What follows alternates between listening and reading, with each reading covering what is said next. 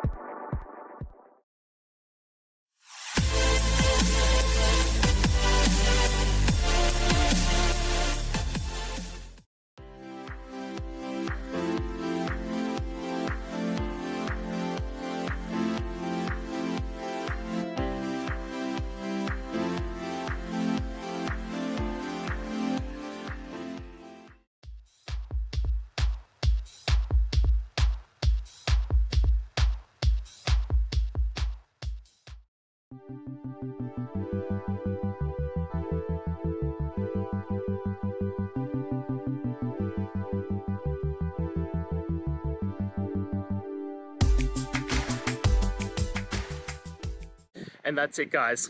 I hope we've gone through the question and found that solution you're looking for. And look, if we did, please hit subscribe. I'd really appreciate it.